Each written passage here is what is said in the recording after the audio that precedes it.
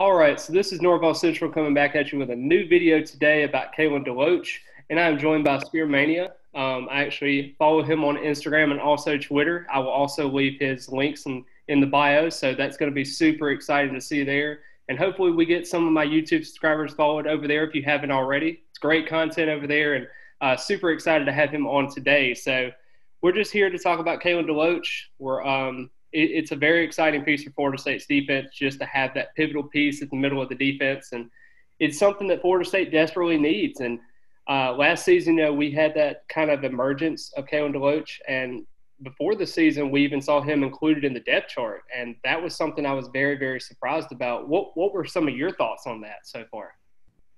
Yeah, so Kalen DeLoach, we didn't really hear much from him his first two seasons at Florida State. He was a pretty highly touted recruit. But, yeah, we didn't hear much from him those first 2 years. Then I remember, spring practice and fall practice, following up to the 2021 season, we started hearing that he was, performing well and that, he could possibly be a breakout candidate for 2021. But, I didn't really know how to take that because I feel like we hear that about a lot of players and it doesn't necessarily come to, fruition. But it definitely happened with Kalen, and he was a huge piece on our defense, like you said. Yeah, and I mean, he had 69 total tackles last season. It was tied for second. I believe DJ Lundy and also Jermaine Johnson were the two that were kind of right there. So that was really big. Jamie Robinson was also another big tackler there. So super excited to see where Kalen kind of goes this next process of next season because 69 tackles for a linebacker is pretty decent. He played pretty well in coverage. I thought he was one of our better coverage linebackers. That's not really saying much. But I will say that he showed a lot of strides. I mean, considering his size, I mean, he's only 6'1", 211. So there was a lot to be desired, especially with a lot of fans. They were criticizing at the beginning of the season before we kind of figured out who he was as a player. We really didn't know much because, you saw in 2020 he had 7 total tackles. And then in 2019 he had 3 total tackles. So combined 10 total tackles, and you're looking at that and saying, wow, man, like, would that really be a situation where Mike Norvell is really trusting this linebacker with 10 tackles? I just didn't really expect it to be much. I thought that he emerged really quickly, but just didn't really know what to expect. And yeah, I was very surprised about what DeLoach did last season. I was, pleasantly impressed as well. I just wonder what's going to happen, especially at the depth of the linebacker position, because, we did bring on Tatum Bethune, which had 108 total tackles at UCF last season. Very good tackler in space, does pretty well for the most part in coverage. You're looking for, especially with Florida State playing that 4-2-5 defense now, you're hoping that they can be able to do that. DJ Lundy with his weight loss, you're hoping that there can be some good things coming out of that one. Even bringing Brendan Gant from defensive back to linebacker, maybe that helps. I just there's a lot of things that Florida State's coaching staff is really trying to do, especially just trying to get the linebacker position one way. I mean, just throwing a lot of bodies at that position and seeing what sticks. And a lot of people are kind of criticizing the fact of, Florida State only getting one linebacker prospect. But you saw how Omar Graham Jr. has been doing so far this spring. He's really been improving. He's shown some flashes, and I thought that was really big for him. But what do you think with the linebackers so far? I mean, Kalen's a very, very talented linebacker, but is there anybody else that's kind of catching your eye in terms of just the linebacker group as a whole? Yeah, so of course you brought in Tatum Bethune, like you said, had a really good season with UCF last year. And I think that him and Kalen can be a really good, possibly like 1-2 punch in that 4-2-5 defense of Fuller's. I'm interested to see like how they use Lundy and Gaynor, because I feel like getting Bethune, who can kind of start with Kalen DeLoach, can kind of almost maximize Gaynor and Lundy. So we can use them to their strengths, like Lundy on, like running downs. He's a great run stuffer. And then Gaynor, has his strengths. And also I really think the linebacker group can take a huge leap this season.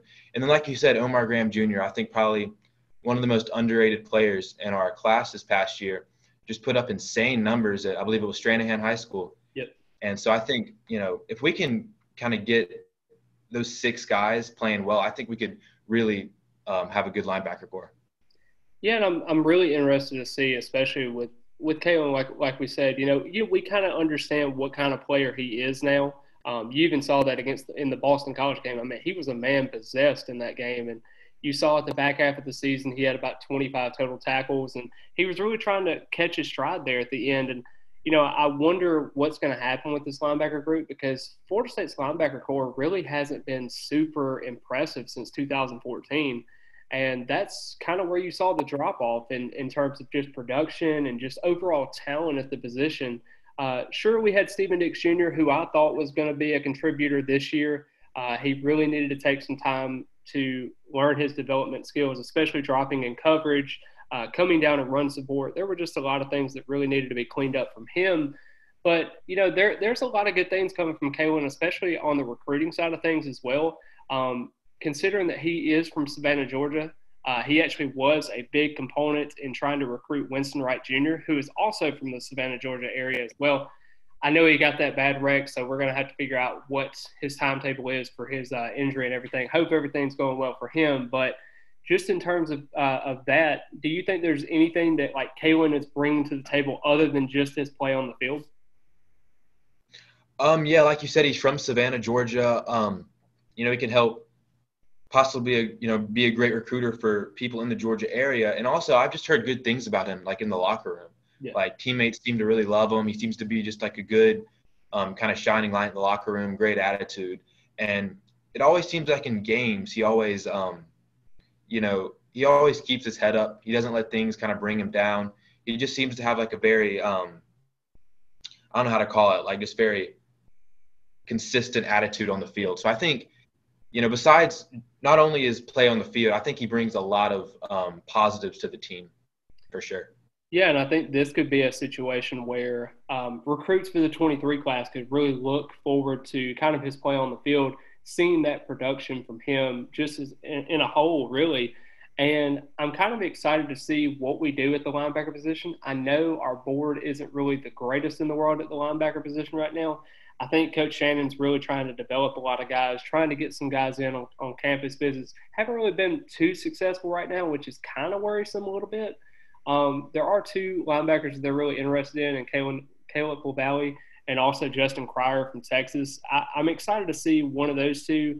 Maybe we can open the doors back up for Raylan Wilson as well. So we'll see how it goes. I mean, there's going to be a lot of things that Florida State's really going to have to prove on the field this season, especially at the linebacker position, to be able to get those talented linebackers. But I'm super excited to see what he does. And I think this is going to really set the tone whenever we play LSU, because that's going to be a pivotal game for Mike Norvell and the staff. I mean, this is coming into year 3. This is a very pivotal moment to see what this defense is made of. You're wanting to see more out of Adam Fuller to, be able to coordinate that defense. And I really do think Kalen is going to be your middle of the defense, having to figure out what you got to do. And I think he could be a pivotal part in what you're being successful at. Yeah, for sure. I like DeLoach in kind of like that team captain role. He's what's he now? Like a sophomore, junior? Yeah, I believe he is a redshirt junior considered by the roster. But, COVID year could be a sophomore, That's just how that kind of goes sometimes with those redshirt years. They just slapped a redshirt on everybody and said, all right, here you go. Yeah. So yeah, after the COVID year, I just can't keep up with eligibility nowadays. So. Yeah, everybody's just a redshirt something. And, it's going to take a couple of years to kind of get used to doing that. And hopefully we get through that eventually. But I don't know. I'm just very excited to see what we do. And I'm interested and kind of intrigued to see what they do, especially with Randy Shannon, with being the co-DC and also getting that linebacker coach now with Coach Mark going over to Virginia Tech to be the defense coordinator. I just wonder how he's going to develop those guys, especially, we kind of know what DeLoach is as a player, and we're trying to figure out what Tatum Bethune is, even though he's been proven at UCF. You want to see how he translates that to Florida State. You're looking at DJ Lundy, that weight loss gain was about 255 to about 230 now. You're trying to figure out what he is. You even talked about Gainer. He's kind of a tweener. So I really don't know if he's really a defensive end or an outside linebacker or a true linebacker. I really just don't know what to expect from him. And I think this position has a lot to prove. I mean, this is going to be a pivotal year, like I said. And I hate putting a lot of pressure on the team because we all know how that turns out whenever you put a lot of pressure. It just doesn't play out the way you have been. And Florida State's kind of been on the downhill slope here for the last couple of years. So, you're wanting to see more production. I hope to see more production, but what do you think in terms of numbers? Do you think would be a safe number for him this season, like in terms of tackles, anything like that? In terms of DeLoach, you're talking about? Yeah. So he had 69 total tackles last year. Honestly, I just expect him to improve. To be real with you, so I expect that number to go up. Maybe like the 80 to 90 range, maybe in the 90s. Gotcha. Maybe. What are you thinking there? I'm a little bit concerned, because like I said before, I mean, the 6'1", 211, 215 frame is not the greatest in the world, but he's made it work. I could see maybe the 75 to 80. I don't think he improves much more from the tackle standpoint, really, because I think he's going to be asked to do more in coverage. Because with the 4-2-5, you're going to have two linebackers mostly. They sometimes run three linebackers out there, and you'll see a little bit of Lundy on third downs, maybe a gainer on third down pass rush situations. You just kind of have to figure out what you have, but at least you have four capable linebackers that you can really count on. Maybe if you get Steven Nix Jr. back into the fold, you got five. And then, like we talked about before, if we have Omar Graham Jr. and he develops, which I'm not saying he will, he may just redshirt and he might not play very much this season, but it's certainly improving to see that you got guys that actually are doing a lot better on the roster. And maybe this is Brendan Gant's last shot. I mean, I really don't know. I mean, there's a lot of unknowns kind of behind those two starting linebackers because you're wanting to see more. But, I mean, overall, the position group as a whole, I think, could improve.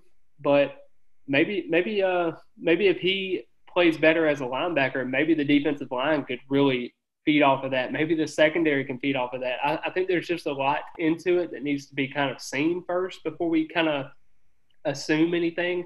But I do think he has the potential to be maybe an 80 tackler, something like that in that area. Right. That's a good point. There's also the linebacker room is also a lot more crowded than last year. Yeah. With Bethune coming in, with Gant being moved to linebacker, who I'm very interested to see there. Gant at linebacker, that is.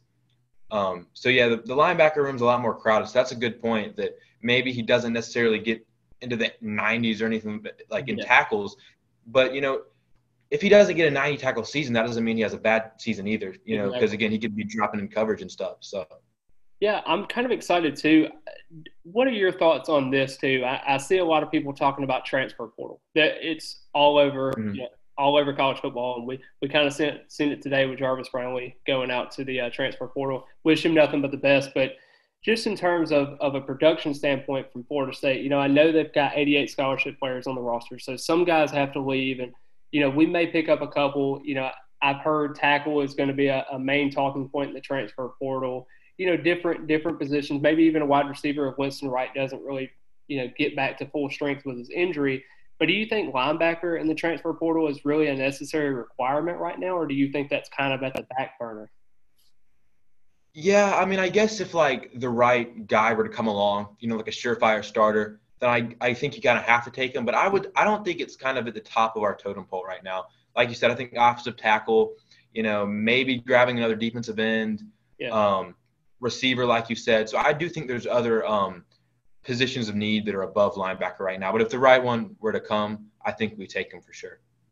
Yeah, I'm just super excited to see because there's a lot of different factors into this, and you're wanting to see more just out of the team in general. I mean, whatever comes in the transfer portal, I guess you just take at this point. I mean, I'm not saying that you just take anybody and everybody, but if the right fit comes along, like you said, offensive tackle, defensive end, even a cornerback with Jarvis Brownlee leaving today, you're kind of leaving that void. So I know that we have a lot of corners on the roster, but there's not a surefire number one. So it just it's very confusing to say the least because the transfer portal is kind of new to college football, and you're seeing a lot of kids going somewhere, and then next thing you know, let's just say a transfer out of Florida State, they can't find a home and they end up in Division II.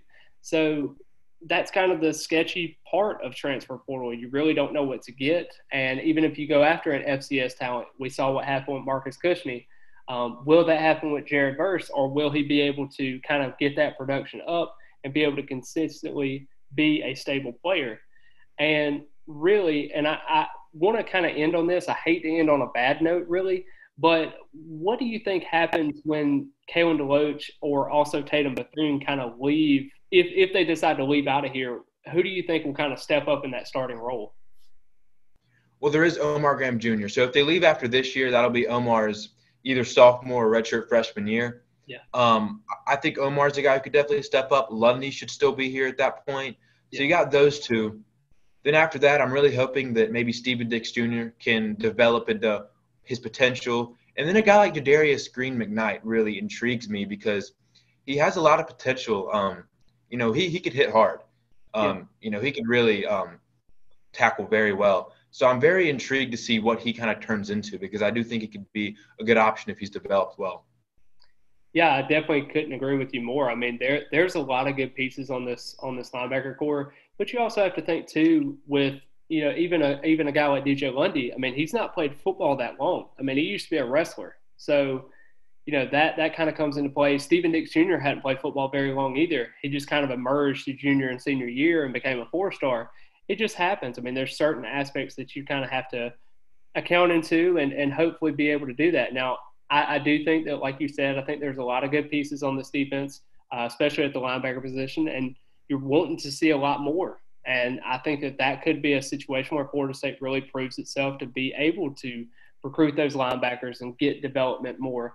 And that's the hope that you brought in for Randy Shannon coming in, and you were able to bring him up from that analyst role to the linebacker coach and co-defensive coordinator to really develop those guys because he's had a track record of developing guys to the NFL and get them to where they want to be.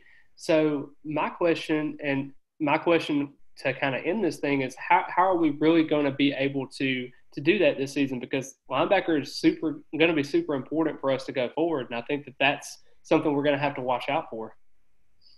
Yeah, I think how we recruit linebacker this 2023 class is really crucial with the possibility of DeLoach, Tatum Bethune, and possibly Amari Gaynor leaving after this season. Yeah. And like you said earlier, the linebacker board it's pretty thin right now. Yeah. You got Lavalley, you've got – who's the other guy? I'm pretty unfamiliar with him.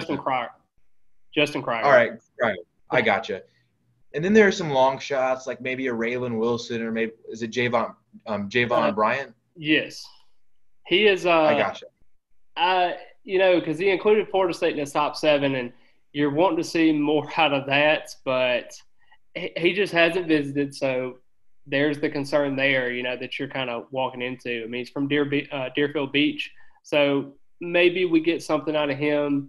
Maybe it might be that Ward kid that we got from Duluth, Georgia, that we offered a couple of days ago. Maybe he's at DeMarco Ward, I believe is what his name is. And he's an unranked kid right now. Maybe he develops into something special. Who knows? I was very surprised we didn't take E.J. Lightsey last season. I was very surprised by that. We kind of gave up on that situation. So, and I hate what happened to him later on after the recruiting cycle. But, man, it's something. I just don't know where we turn if we do turn. And we cannot afford to get 0 linebacker targets. And I'm sure the board is going to expand more and more as we get through the year. But it's just super concerning to see that we really haven't gotten anybody on campus, really. That's literally concerning because the only 2 linebacker targets that we really got on campus were the 2 I mentioned. Past that, it's really been not many. I mean, Raul Aguirre, I believe he was cousins with Dante Lucas, I believe, and he hasn't visited. And he was kind of considering Florida State at one point because, like I said, Dante used to play here. Now he's playing at South Alabama. So now it's kind of a situation where you're kind of looking at the outside looking in. So I'm kind of intrigued to see where we kind of go from here. I know Shannon's a great developer and great recruiter at times, but we'll definitely have to see. Yeah, if there's one position that I'm a little bit worried about for the 2023 class, it is linebacker just because of how thin the board is.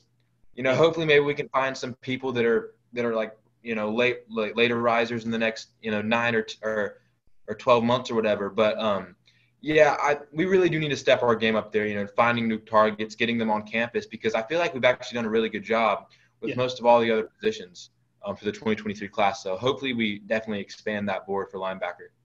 Yeah. Is there anything else that you want to add before we get off today? Anything special that you want to add or anything? I got one question for you. Yeah. If there's one linebacker in our linebacker core this year that could really take the next leap, kind of similarly to how DeLoach did last year, who do you think that linebacker could be? Probably DJ Lundy, just because of the weight loss. I think that he kind of a lot of people were doubting him because he was prototypically a 1990s linebacker that you really needed in that system. He wasn't really a modern day linebacker. And it was very concerning to see because he was really not too quick in run support. He was okay, I guess, but in coverage, he was non existent. And I could say the same thing for Stephen Dix Jr. I think he has potential, but he has to kind of develop that. And I think everything was coming way too quick for him. And I just personally, I don't know if the staffs gave up on him or he's kind of gave up on himself. I really don't know. I know he has potential. I know he has all the factors to be a successful linebacker, but will he put it all together? And that's what I'm kind of figuring out now. Yeah, I think Dix was kind of rushed into like a starting position really early in his career in 2020 because we were so thin at linebacker. And I think that might have rattled him a little bit. I think that he has a lot of raw talent, but he's also still very raw. So I agree with you on Lundy, though. If, with the weight loss, if he can get better in coverage, I think that he can turn into a very, very serviceable or above average linebacker for Florida State in the future. Yeah, and also before anybody comments on Amari Gaynor, why I didn't say him, he's more of a tweener. Like I said before, you don't really know what to expect from him. The staff really tried to put him in multiple roles to make him kind of the leader of that defense and put him in several different linebacker positions. And it really come to him all kind of quick. And you really didn't know what to expect. Everything was coming at him super fast. And while he's talented and while I think he could be a successful linebacker, there's just so many question marks right now in terms of just his play. And he's had a couple of good moments at Florida State, but it's not really been pieced together. And the difference between him and Lundy and DeLoach or Stephen Dix Jr. is kind of different. I mean, they haven't been in the program that long. I mean, it's this is what year 3, year 4 for Amari Gaynor now, and you're wanting to see more. I mean, that's the bottom line. I mean, we saw it with Kalen DeLoach how he came into his own in year 3 of that system, technically year 4 if you want to count the redshirt. And it just really stuck home with him. I think he really started to find a niche in what he wanted to do, and it kind of developed into a proper linebacker. Yeah, for sure. With Gaynor, like you said, he's been in the program for a while. I believe he's kind of been, either a starter or right in that rotation since I believe NC State in 2019. So, he's really been in this system, even in Harlan, Arnett's system for a while. Yeah. So I'll be interested to see how we use him this year. Maybe try him out at Fox. I'm not sure because it does seem like he might be rushing the quarterback might be one of his strengths. So. Yeah, with Jermaine Johnson and also Keir Thomas leaving after this past season, and you're trying to find more answers there. And now I do believe in Patrick Payton. I think Quayshawn Fuller is going to be successful there. I just think there's a lot of pieces like Jared Verse. I think could be really successful too.